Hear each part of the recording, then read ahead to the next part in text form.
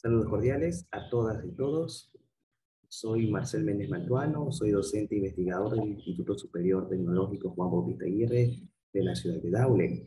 Agradezco a todos los organizadores del segundo Congreso Tecnológico COTEC con el tema de las ciencias técnicas hoy, su revaloración, vinculación social y factores de impacto, ya que voy a presentar el tema ecocapitalismo, utopía o realidad. A continuación los detalles. Sabemos que en la sociedad actual existen varios dilemas coyunturales en muchos aspectos, por ejemplo, la economía, el desarrollo social, el desarrollo productivo, y cómo este desarrollo que nosotros estamos teniendo como sociedad tiene un impacto significativo hacia los elementos ambientales. Todo esto lógico derivado del modelo contemporáneo de desarrollo donde se prima el, el orden individual por encima del orden social. También existen evidencias científicas suficientes para demostrar que existe un cambio climático acelerado y que es una realidad, y que esta realidad tiene repercusiones para las presentes y futuras generaciones.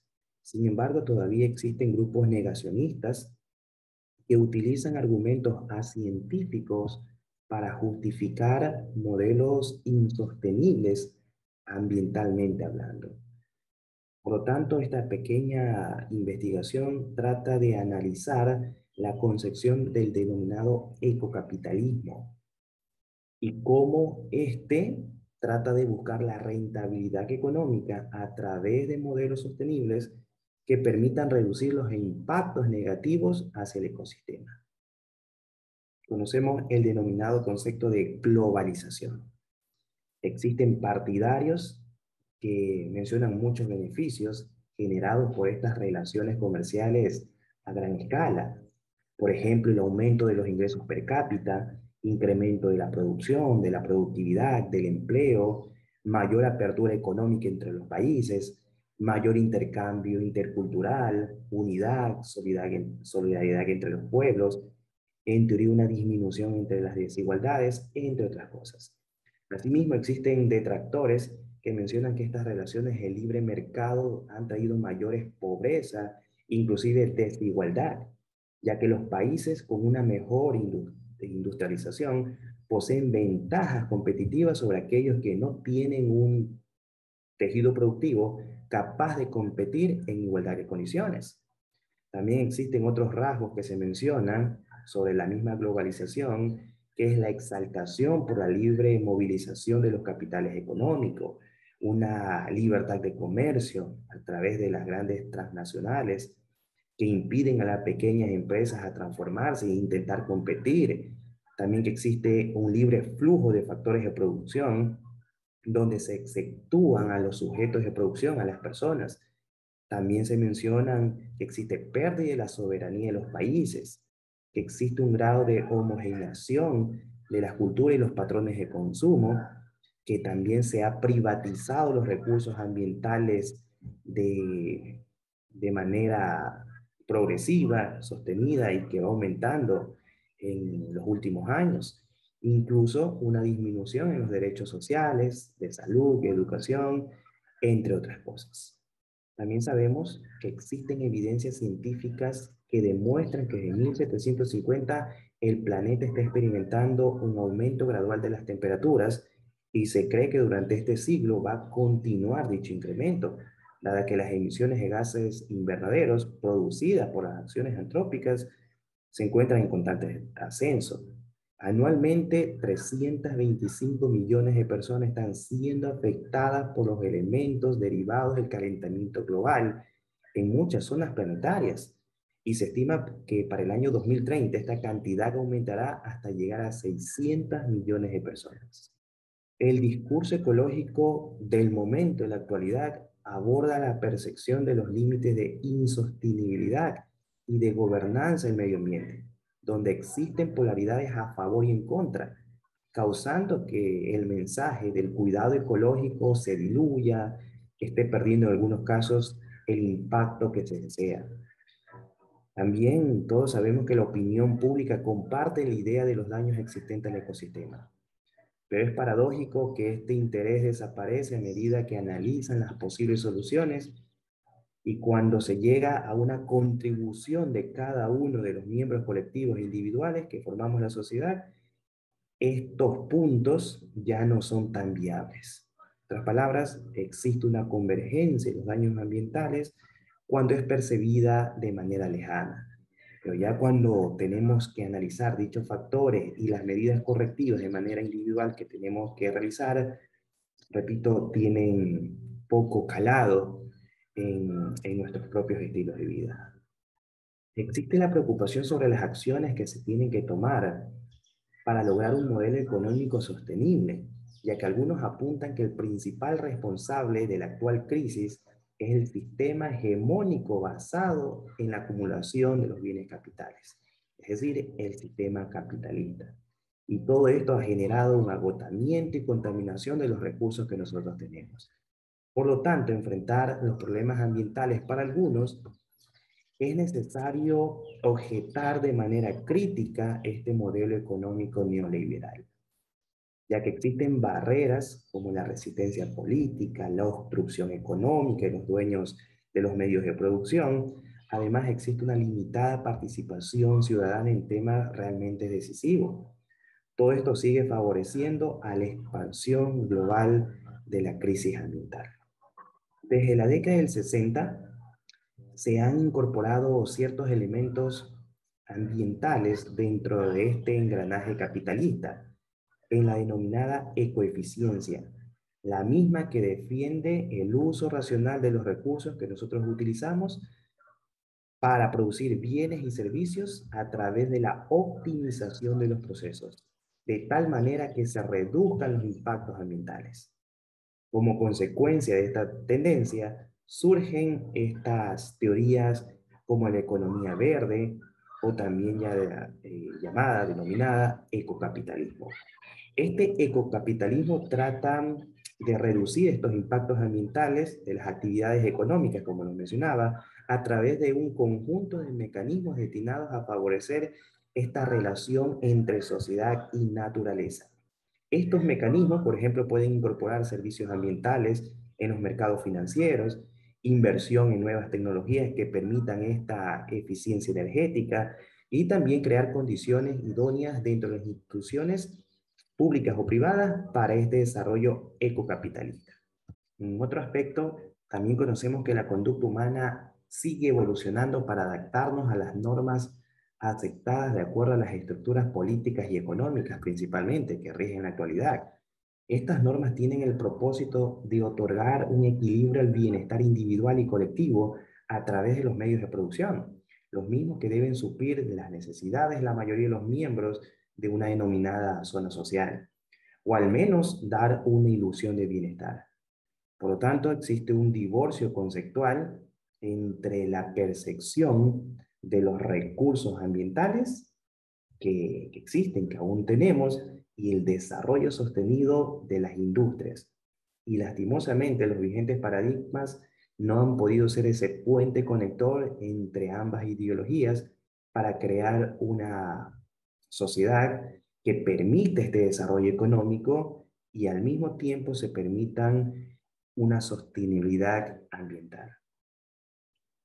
Por lo tanto, como mencioné anteriormente, la investigación trata de analizar esta viabilidad teórica del desarrollo de un sistema ecocapitalista, el cual permite el desarrollo económico que sea ecoamigable en todos los procesos, de tal manera que sea capaz de minimizar estos impactos desfavorables al medio ambiente. La metodología de esta investigación gira un enfoque netamente cualitativo a través de las descripciones de las perspectivas económicas y ambientales. También tiene un diseño netamente documental, donde se indagaron en las concepciones de varios autores que en este momento están analizando estos conceptos de un denominado ecocapitalismo y también se analizaron las perspectivas de los mejores resultados que han tenido diferentes países. Finalmente, el alcance es netamente descriptivo, donde se abordan los elementos tangibles de las políticas económicas y sus influencias sobre el ecosistema. A través de ello, de estos tres elementos, podemos establecer una correlación entre ambas y así se infirió si las economías más prósperas permiten de manera integral este desarrollo productivo y este desarrollo ambiental. Entre los principales resultados tenemos que en el año 2018, por primera vez en historia, aproximadamente 3.600 millones de personas, aquí está el grafiquito en billones, en inglés, millones en español. Entonces, se considera que más o menos esta cantidad de personas se encontraban en la clase media. Lógico, los otros 3.600 millones se encontraban en factores como de pobreza y de factores de pobreza extrema. Se considera que para el año 2030, aproximadamente 5.300 millones de personas alcanzarían este grado de clase media, donde 900 millones de personas saldrían de la pobreza y 150 millones de personas de la pobreza extrema. Previo a la pandemia existía un rápido crecimiento de la clase media, lo que paralelamente representaba que un gran número de personas salían de la pobreza y la pobreza extrema. Aproximadamente una persona, según los datos del World Data Lab, una persona sale de la pobreza extrema cada segundo. Además de 5 personas entran en la clase media en el mismo segundo. Por otra parte, los ricos crecen a medida un poco más lenta. Aproximadamente un rico se genera cada 2 segundos. Según, repito, World Data Lab del año 2021 y según el Instituto de Brookings en el año 2018. Otro elemento a considerarse es que la mitad de la demanda y 2/3 del consumo provienen de esta clase media. Estos indicadores demuestran que para los próximos años la clase media va a impulsar la economía global, lo que va a repercutir que sean mucho más exigentes en varios aspectos, entre ellos las estructuras políticas, sociales, económicas. Este aumento en la clase media también es representativo para los índices de calidad de vida, ya que se estima que los recién llegados a los estratos económicos más altos tienen índices, entre comillas, de felicidad relativamente más altos. En cuanto a la generación de CO2, en el año 2019 existía el panorama de crecimiento global de estas emisiones. Sin embargo, en ciertos países existía una tendencia de disminución, aunque no era significativa. Si nosotros vemos el gráfico, por ejemplo, en países como China, en los últimos años ha tenido un crecimiento sostenido de estas emisiones de CO2. Sin embargo, en países como la Unión Europea, tienen tendencias a disminución de estos elementos, estos gases contaminantes. Igualmente que en países como Rusia o Japón. Y también, aunque tampoco tan significativo, en el país de Estados Unidos. También podemos ver que India, repito, y China son los que tienen mayores demandas últimamente de producción, por lo tanto eso se traduce en un aumento de los niveles de dióxido de carbono. El EPI es un indicador de desempeño ambiental en el área ambiental. En este participan aproximadamente 180 países en la evaluación de 32 indicadores agrupados en 11 categorías. Este instrumento trata de guiar y lograr la sostenibilidad futura en cada uno de los territorios. A su vez, esta metodología es una forma para detectar los problemas, para intentar establecer objetivos a largo plazo, para poder realizar monitoreo de las tendencias, para poder realizar un análisis de los resultados y así establecer políticas que permitan lograr los objetivos de desarrollo sostenible propuestos por la ONU. En el año 2010, los resultados que se obtuvieron, en primer lugar, por ejemplo, fueron países como Dinamarca, con un 82,5, seguido por Luxemburgo, Suiza, Reino Unido, Francia, Austria, Finlandia, Suecia, Noruega, Alemania.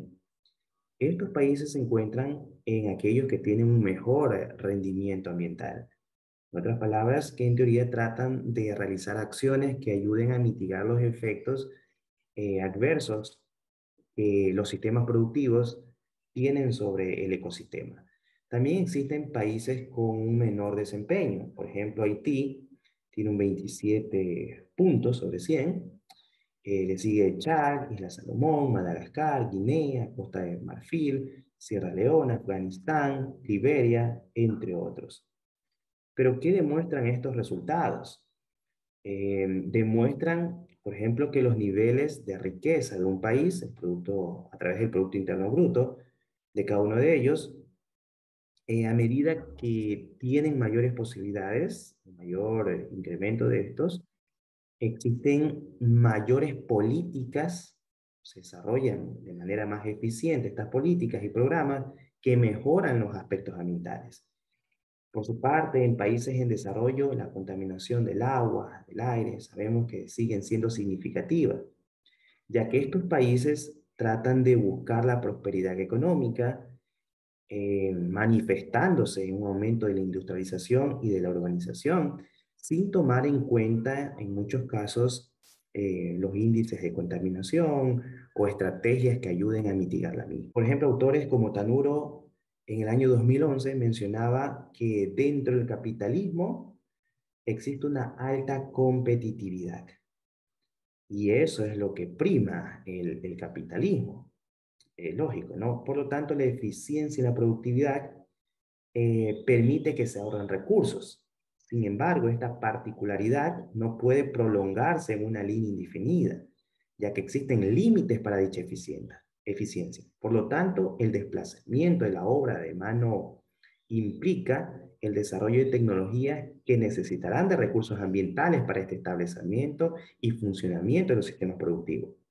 Por lo tanto, mencionaba que el capitalismo verde es un oxímoron en la misma palabra, ya que la mejor forma para su establecimiento viene por cuestionar la concepción de la propiedad privada de los medios de producción, el cual es el fundamento angular lógico de este mismo sistema. En este gráfico mencionan cuáles son los principales, no únicos, retos ambientales que enfrenta el ecocapitalismo. Por ejemplo, las fuentes energéticas derivadas de los residuos fósiles, cambiar estas estrategias a través de la ecoenergía. También existe una contaminación derivada por los procesos industriales. Esto en teoría podría ayudarse a solventar a través de la ecoeficiencia.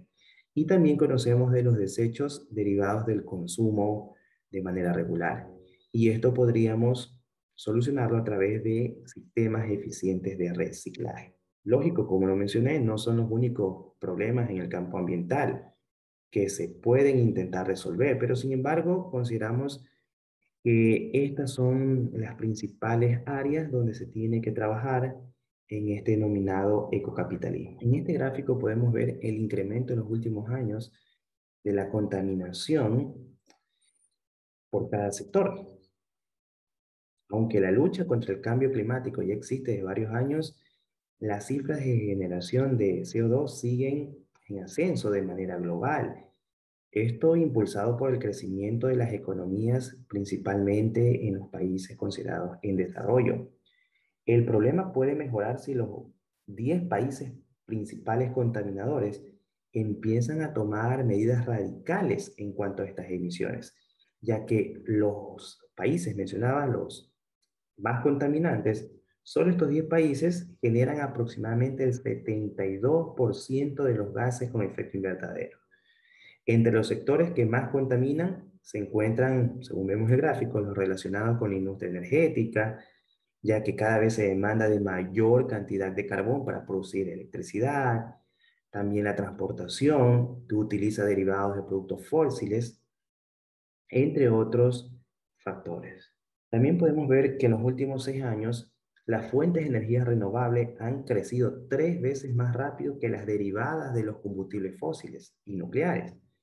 No obstante, este crecimiento solo representó menos de un tercio del total en aumento de la demanda energética a nivel mundial. Los mayores avances que se han producido se encuentran en el sector de la producción de energía, mientras que en sectores como la calefacción o transportación, sus avances son importantes, sí, pero en menor escala. En varios países del mundo, la energía eólica y solar son las principales fuentes de electricidad, y estas a su vez son cada vez más competitivas con aquellas derivadas de los combustibles fósiles. Por ejemplo, en países de la Unión Europea, en Estados Unidos, en India y China, producir ecoenergía, es decir, este concepto de ecoenergía es energía ecológica derivado de procesos renovables, es mucho más rentable que producirla a través de centrales térmicas o de carbón, incluso hasta nucleares, lo cual representa una rentabilidad a nivel de costos y permite en reducción estas emisiones contaminantes que se generan a la atmósfera. También existe un aumento en la demanda por los vehículos eléctricos en los últimos años, pero de manera general la cuota de estos vehículos siguen, aunque en ascenso, pero no tan inconsiderable con los otros vehículos de combustión interna. Esta situación, según los expertos, se va a mantener por varios años si se conservan las actuales políticas que no desalientan el consumo de automóviles que utilizan elementos contaminantes. También podemos ver que en el año 2019, el 27,3% de la electricidad a nivel mundial provenía de fuentes renovables. El 57% de estas ecoenergías proviene de paneles solares, el 30% de instalaciones eólicas, el 8% de hidroeléctricas y el 5% restante de biomasa y de geotérmica. Por otra parte, también podemos ver en este gráfico que la mayor inversión de estas infraestructuras proviene de países en desarrollo. Aproximadamente el 54% de estas inversiones totales solo lo realizan dos países, China e India. Aunque en los últimos años, si nosotros vemos el gráfico, repito, China ha decrecido levemente estas inversiones. Por otra parte, países en desarrollo aumentaron estas instalaciones de fuentes renovables en un 17%. Aquí visualizamos que en el año 2019 aproximadamente 7,2 millones de vehículos eléctricos habían en todo el mundo, de los cuales el 47% del total se encontraban únicamente en China, 25% en Europa, un 20% aproximadamente en los Estados Unidos. Noruega siguió manteniéndose en el liderazgo de la participación de automóviles eléctricos en relación a las ventas totales, con un 56% de estas ventas, seguidos por países como Islandia con 25%, los Países Bajos con 15% y Suecia con un 11% de participación total. Todo esto confirma que existen lentos avances en la instalación de la infraestructura para el desarrollo de energía que provenga de recursos naturales. Los países desarrollados y en desarrollo siguen apostando por este tipo de iniciativas debido al uso de estas ecoenergías que permitirán la descarbonización económica, lo que puede traducirse en mejora para la calidad de vida de los habitantes, puede significar reducción en la contaminación, entre otros aspectos positivos que ya varios autores lo han analizado. Existen motivos lógicos para esperar altos resultados en el desarrollo de estas energías y también mantener una reducción constante en los últimos años, si así las políticas nacionales ayudan a concebirlo. También se considera que el año 1992 el comercio mundial se ha triplicado y el Producto Interno Bruto de los países en desarrollo se ha duplicado, elevando el nivel de consumo de las personas. Esto contribuye al deterioro, obviamente, de la calidad del suelo, agua, aire, ya que existe una alta demanda de estos recursos ambientales que posteriormente son industrializados. La huella ecológica, por lo tanto, sigue en aumento, lo que provoca agotamiento de estos recursos, deforestación, daños irreparables al ecosistema. También sabemos otro factor, que el aumento de la población para los últimos 50 años se va a dar de una manera casi exponencial. Otro elemento que antes se mencionó es la gestión deficiente de los desechos, los cuales provocan contaminación en las aguas oceánicas, obstrucción de los sistemas de drenaje, los cuales provocan inundaciones, entre otras cosas. En el año 2018 se estimó una producción mundial anual de unos 2.010 millones de toneladas de desechos sólidos y se pronostica que para los próximos 30 años esta cifra puede alcanzar a 3.400 millones de toneladas anuales. En otras palabras, 70% de incremento. La región Asia Oriental y Pacífico, si nosotros vemos el gráfico, es donde más residuos sólidos se producen, aproximadamente un 23%. Por su parte, en los países ricos se produce aproximadamente un 34% de los desechos a nivel mundial. Sin embargo, en el grupo de estos países solo habita el 16% de la población de todo el planeta. En los países con ingresos altos se recupera más de la tercera parte de los desechos a través de los reciclajes o el compostaje, mientras que en los países con bajos ingresos únicamente se reciclan 4% del total de los residuos que se generan. A escala global, en promedio se puede mencionar entonces que se recicla únicamente un 13,5% de todos los desechos que se producen y solamente el 5,5% se los reutiliza para compostaje.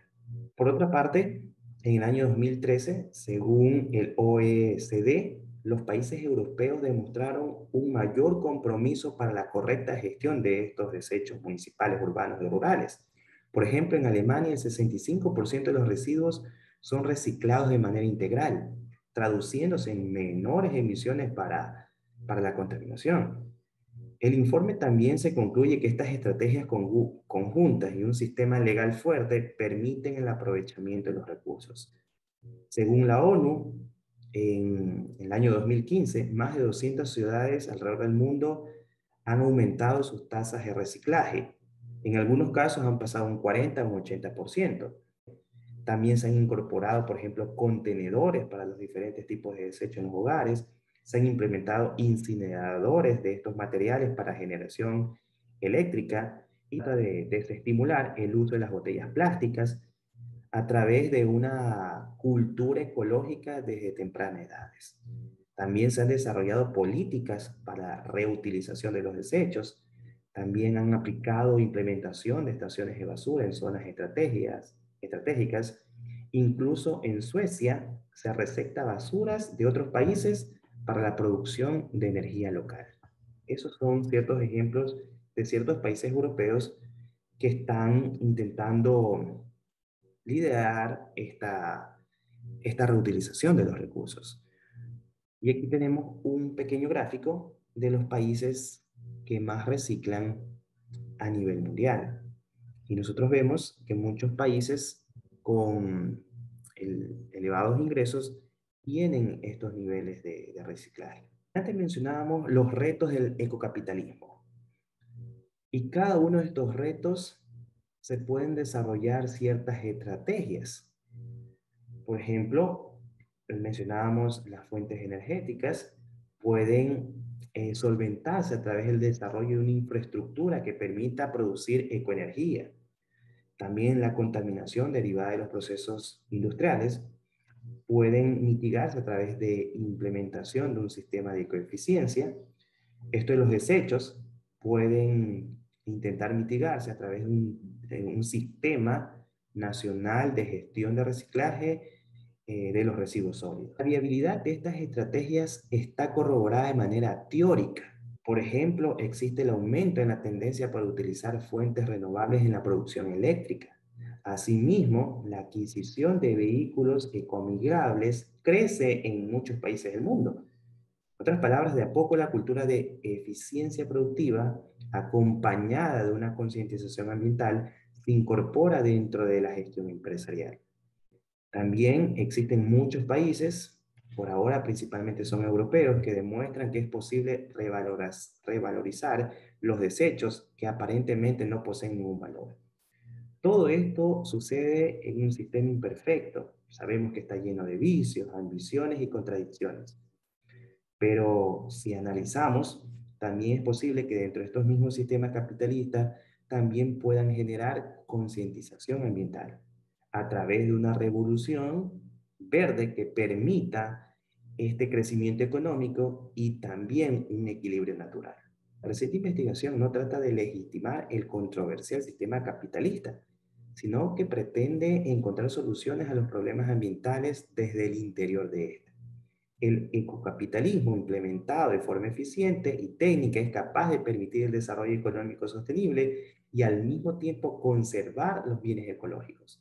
Prueba de ello se podría encontrar en las economías europeas prósperas, quienes fomentan la producción y paralelamente diseñan mecanismos de conservación y de mitigación ambiental. ambiental. También se considera que a medida que se desarrollan las economías de muchos países, las sociedades van evolucionando y crean conductas en beneficio del ambiente.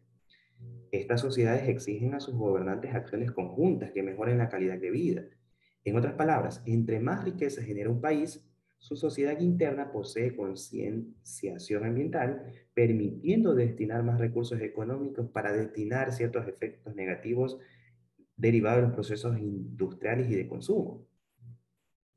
El incremento de personas dentro de la clase media mundial supondrá de mayores recursos económicos estatales para cuidar el medio ambiente a través del desarrollo de nuevas tecnologías verdes y fomentando prácticas ecoamigables. También se considera que el desarrollo tecnológico en varias áreas permitirá la implementación de un sistema ecocapitalista que ayude a mitigar los efectos ambientales negativos.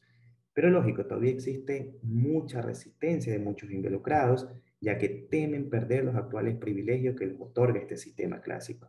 Las empresas y las personas debemos entender que todos somos parte del problema y por lo tanto todos debemos ser parte de la solución. Siempre trabajando como socios y no como competidores. Debemos rescatar lo mejor del sistema capitalista, que es la generación de la plusvalía, tratando de excluir ciertas aberraciones históricas producto de las ambiciones humanas. También hay que concebir que estos cambios deben tener un trasfondo político para que los mismos sean aplicados de manera objetiva en toda la sociedad. De mi parte, muchísimas gracias.